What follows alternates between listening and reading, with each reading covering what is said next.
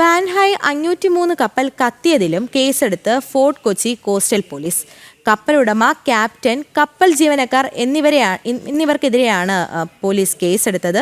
കോഴിക്കോട് സ്വദേശി നൽകിയ പരാതിയിലാണ് കോസ്റ്റൽ പോലീസിന്റെ നടപടി. അപകടകരമായ രാസവസ്തുക്കൾ അടങ്ങിയ കപ്പൽ ഉദാസീനമായി കൈകാര്യം ചെയ്തുവെന്നാണ് എഫ്ഐആർ. MSC എൽസ 3-ക്കെതിരെ കേസെടുത്തതിന് പിന്നാലെയാണ് തീപിടിച്ച വാൻഹായ് 503 കപ്പലിനെതിരെ കോസ്റ്റൽ പോലീസിന്റെ ക്രിമിനൽ നടപടി ആരംഭിച്ചത്. കോഴിക്കോട് സ്വദേശിയുടെ പരാതിയിൽ ഫോർട്ട് കൊച്ചി കോസ്റ്റൽ പോലീസ് കേസെടുത്ത് വാൻഹായ് കപ്പലുടമ, ക്യാപ്റ്റൻ കൂടാതെ ജീവനക്കാരെയും പ്രതി ചേർത്തു.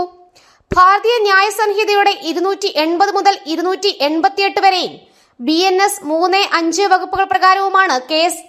ഇപ്പോഴും കപ്പലിൽ നിന്ന് രൂക്ഷമായി പുക ഉയരുന്നുണ്ട്. കപ്പലിലെ ജീവനക്കാരായ 4 പേരെ ഇനിയും കണ്ടെത്താൻ കഴിഞ്ഞിട്ടില്ല.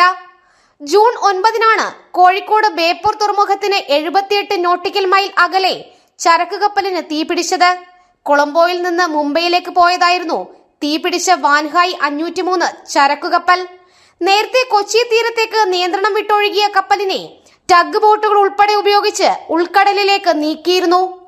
ജനം, കൊച്ചി.